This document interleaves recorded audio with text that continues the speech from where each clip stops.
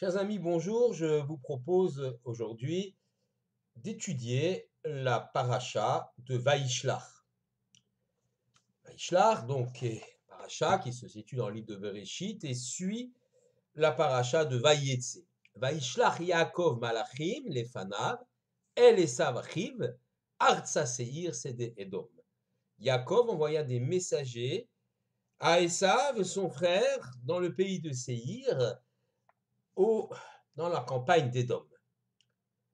Dans la paracha précédente, nous avons vu comment, Yaakov avait dû donc fuir la colère de son frère Esav, qui menaçait de le tuer. Yaakov lui avait subtilisé la bénédiction paternelle, et Esav lui vouait une haine terrible. Yaakov avait fui, il s'était réfugié chez son oncle Lavan à Haran. Là, il y avait fondé une famille, 4 épouses, 12 garçons, une fille. Les 12 garçons donneront les 12 ancêtres des 12 tribus d'Israël. Le voilà de retour en Eretz Israël, mais il lui faut affronter la colère de son frère. Nous disons Maaseh Avot Siman Labanim. Les actes des pères sont des signes pour les enfants. Ainsi, on peut comprendre toutes les sidrotes du livre de Bereshit. Loin d'être simplement des récits historiques de nos lointains ancêtres, les paroles révélées de la Torah présentent nos avot, nos pères, et nos imaot, nos mères, comme traçant le chemin pour leur descendance. Donc les événements qui vont arriver, qui vont toucher Yaakov et sa famille, sont quelque part un signe, un chemin par rapport aux événements qui vont toucher le Ham Israël, le peuple juif dans l'avenir. Yaakov donc revient vers la terre d'Israël. Il revient de Haran, cette localité située quelque part entre Syrie et Irak actuel, et il arrive vers la terre d'Israël, mais il sait que son frère Esav est assoiffé de vengeance. Ceci depuis le jour où il lui a subtilisé sa bénédiction. Évidemment, on peut se poser la question, pourquoi Yaakov a agi ainsi? Tout simplement, ce subterfuge de Yaakov fut bien légitime pour un homme qui veut assurer la succession de son père Yitzhak. Et il sait, Yaakov, qu'Esav n'en est pas digne, que si Esav héritait de la succession de Yitzhak, l'histoire pouvait s'arrêter là. Mais voilà donc, Yaakov revient vers Israël et qu'il doit affronter son frère Esav. Yaakov se prépare à cette confrontation de 3 manières, nous explique Rashi, le grand commentateur médiéval de Troie. Il envoie d'abord des cadeaux pour obtenir la paix, si ce n'est la réconciliation. Puis il se prépare à la guerre, il arme ses amis et ses enfants. Il également sépare son camp en deux. Comme dit le verset, l'un des 2 camps survivants sera le rescapé. Si Esav frappe une partie de sa famille, l'autre partie survivra et prolongera l'histoire du peuple juif. Enfin, il adresse à l'Éternel une prière, car évidemment, tout succès ou toute protection nous vient du Tout-Puissant. C'est ainsi que le peuple Israël doit se confronter, comme Yaakov l'a fait, rechercher la paix, certes pas à tout prix, mais rechercher la paix, être vigilant, se préparer à la guerre, et ne jamais oublier l'Éternel, qui finalement seul nous donnera la victoire, le sauvetage. Je voudrais juste faire une petite parenthèse sur ce verset Vaya Machane Anishar Nifleta. Le camp rescapé sera donc survivant. Lorsque le Rav Kahanman, un grand rave de Pologne, fut pris dans la tourmente de la Shoah, il perdit son épouse et ses nombreux enfants. Il fut donc le seul rescapé. Il émigra en Israël ou en Palestine sous mandat britannique juste après la guerre et il fonda la grande yeshiva de Poniewicz à Bnei Brak. le nom Ponievitch venant de la localité de Ponievitch où se trouvait la yeshiva d'origine. Le bâtiment fut construit et enfin, en face de ce bâtiment, une annexe sur laquelle il fit écrire Vaya Machania Nishar Lifleta, le camp rescapé sera le camp survivant. C'est extrêmement émouvant de voir ce bâtiment et de voir effectivement que les choses, comme Yaakov l'avait pensé, se sont réalisées des générations et des générations après. Mais revenons au récit biblique. Un épisode très curieux va suivre cette première scène. Yaakov fait traverser la rivière Yabok, située à la frontière d'Israël, à tout son camp. Il retourne en arrière pour récupérer quelques affaires qu'il avait égarées. Des cruches, nous dit-on. Et là, un homme étrange l'agresse. Vaïater Yaakov Levado, Yaakov est resté seul. Vaï avec Ishimo, et un homme a lutté avec lui. Et ce, jusqu'à l'aube. Vaï avec Ishimo Adalot Ashachar, un homme a lutté avec lui, et ce, jusqu'à l'aube. Voyant qu'il ne pouvait le vaincre, cet individu très mystérieux le blesse à la hanche. Rashi rapporte au nom du Midrash Bereshit Rabbah que ce mystérieux individu n'est autre que le Sar, le prince ou l'ange de Esav. Yaakov a donc lutté contre un personnage tout à fait fantastique, une sorte d'ange, de génie, de quelqu'un qui représente Esav. Y a-t-il eu vraiment lutte physique ou est-ce une image virtuelle? Les commentateurs sont divisés. Pour Maïmonide, le Rambam, la lutte et le dialogue entre Yaakov et l'ange d'Esav relèvent d'une vision prophétique. C'est une vision, dit le Rambam dans le Guide des Égarés Moré Nevochim. Ce n'est pas une réalité physique. Pour Nachmanide, le Ramban, bien au contraire, cette rencontre fut réelle. L'un et l'autre se sont battus. Yaakov a lutté avec l'ange d'Esav et il a été blessé à la hanche, ou plus particulièrement, nous y reviendrons, au niveau du nerf sciatique, le guide anaché. Que l'on dise que ça soit une lutte physique réelle ou une lutte virtuelle, la signification, quelque part, est la même d'après le Shla Kadosh, Rabbi Eshaya Horowitz, un grand commentateur qui a vécu de 1558 à 1628. Pour le Shla Kadosh, il s'agit là d'une anticipation de la lutte fratricide que Yaakov pourra affronter le lendemain avec cette fois-ci son frère en chair et en os.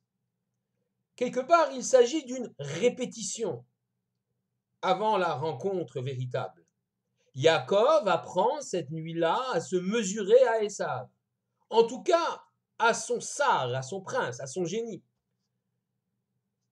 Yaakov apprend à se mesurer pour être plus fort le lendemain, lorsqu'il rencontrera Esav véritablement.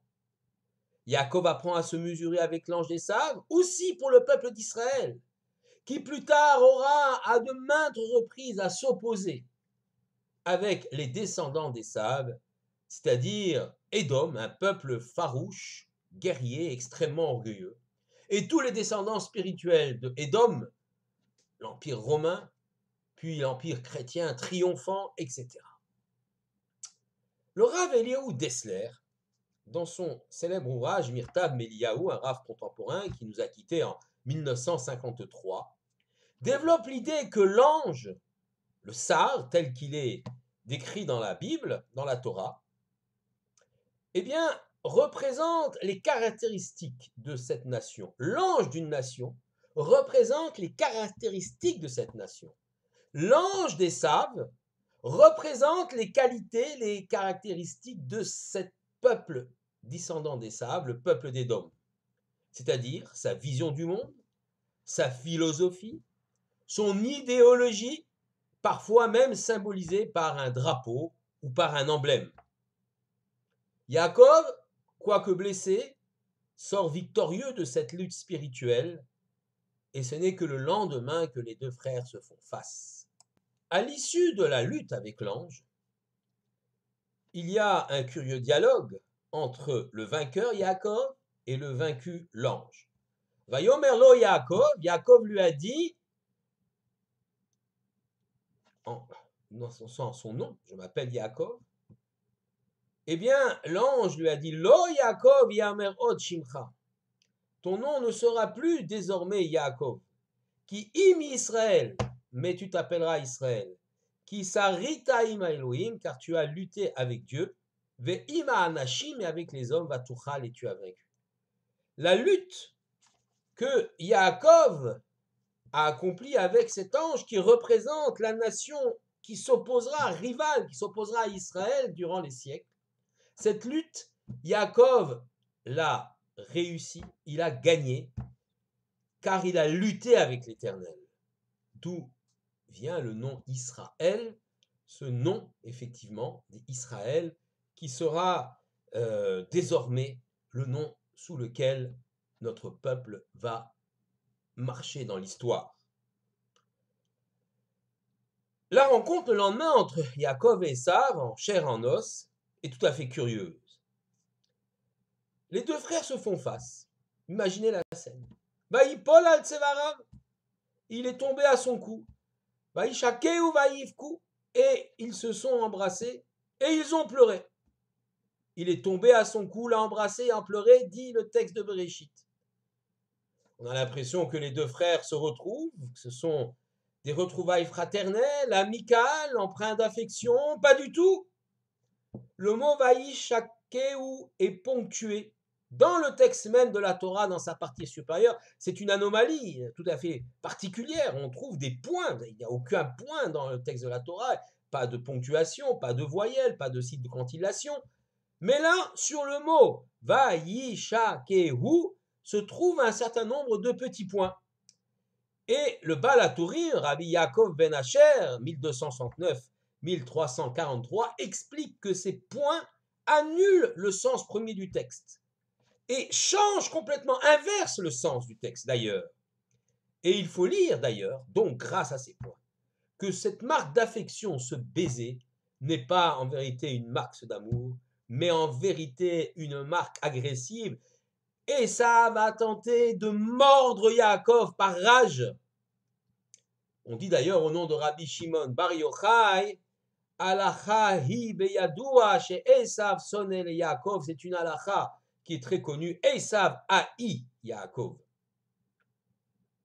On raconte d'ailleurs que le Midrash raconte d'ailleurs que le coup de Yaakov s'est raidi, que c'est ça, Esav s'est brisé les dents, et il pleura non pas d'affection par rapport à son frère, mais simplement de douleur.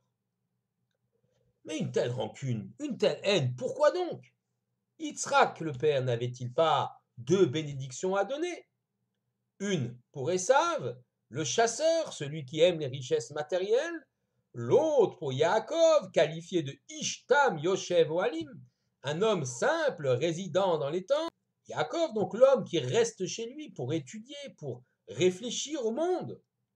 À Yaakov, la bénédiction spirituelle, à Esav, la bénédiction matérielle, à Yaakov, la bénédiction spirituelle, et tout va bien. Il y a le shalom entre les deux frères par le partage des deux mondes. En vérité, cette paix est fictive, nous le savons. Esav comprend qu'il faut, pour atteindre son but, se saisir de l'ensemble des bénédictions des barachot, des bénédictions matérielles, c'est ça qu'il désire ardemment, mais aussi des bénédictions spirituelles. Pourquoi Esav a-t-il besoin des bénédictions spirituelles? Pourquoi a-t-il besoin d'une idéologie? Tout simplement, Esav veut jouir du monde terrestre, mais il veut pouvoir le faire avec une sorte de bonne conscience, en s'enveloppant dans une couverture de spiritualité artificielle.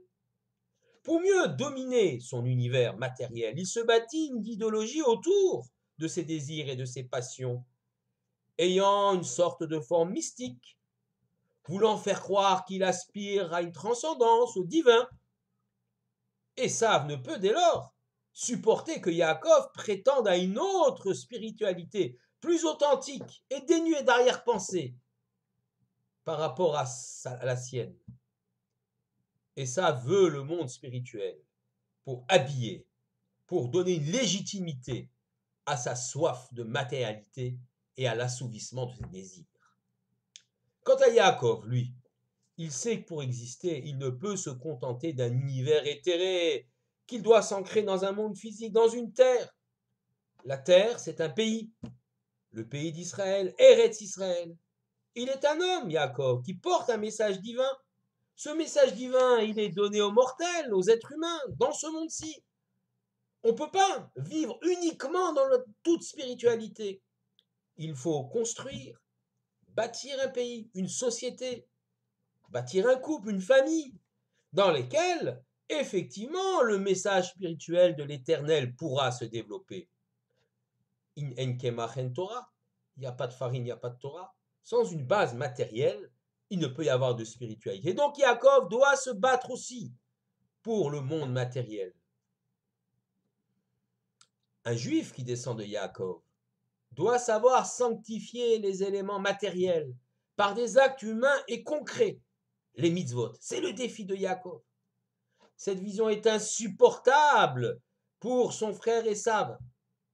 Dès lors, ce dernier veut lui voler son identité, l'identité même de Yaakov, être le seul héritier, détenteur unique de ce qu'il croit être le message paternel. Il faut donc éliminer Israël pour Esav et le remplacer dans l'histoire. La lutte est farouche. Lorsque Yaakov lutte avec l'ange, ce sont les deux idéologies qui s'affrontent, deux visions du monde et de l'histoire. Pour Esav, toute spiritualité, toute idéologie n'est là que pour servir d'alibi à l'assouvissement de ses envies et à la satisfaction de ses orgueils. Pour Yaakov, la spiritualité et les lois divines doivent pousser l'homme à s'élever au-delà de sa simple condition d'être biologique. Yaakov réussit à vaincre l'ange d'Esav. Il ressort vainqueur et convaincu de la justesse de sa cause, et il a dépassé ses angoisses. Le lendemain matin, donc, le vrai Esav ne peut plus rien contre lui.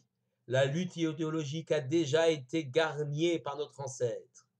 Et donc Esav est affaibli. Toutefois, Yaakov a été blessé à la hanche, rappelez-vous. Là où se trouve le nerf honteux, partie du nerf sciatique, qui est lié à l'organe de l'engendrement et de la reproduction. En effet, voilà un message très fort. Il se peut que plus tard, dans les engendrements de Yaakov, dans sa descendance, eh bien, un certain nombre de juifs, des générations entières peut-être, ne restent pas insensibles aux appels d'une société majoritaire, bâtie sur la vision d'Esav. Et c'est pour cela, et pour s'en souvenir, que la Torah nous interdit de consommer ce nerf, appelé nerf sciatique ou guide anaché. Par la suite, Yaakov va prendre bien soin de se séparer de Esav et de marcher à son rythme. Yaakov arrivera à Shalem entier dans la terre d'Israël, n'ayant point oublié sa Torah chez Lavan, et surtout ayant surmonté la confrontation terrible avec son frère, cette lutte pour l'identité même. Shalem est de la même racine que Shalom, la paix. La véritable paix, la paix qui s'instaurera, n'est possible que dans la reconnaissance absolue de l'identité d'Israël, que dans la reconnaissance absolue de l'identité du peuple juif, souverain sur sa terre, la terre d'Israël. Shabbat Shalom à tous.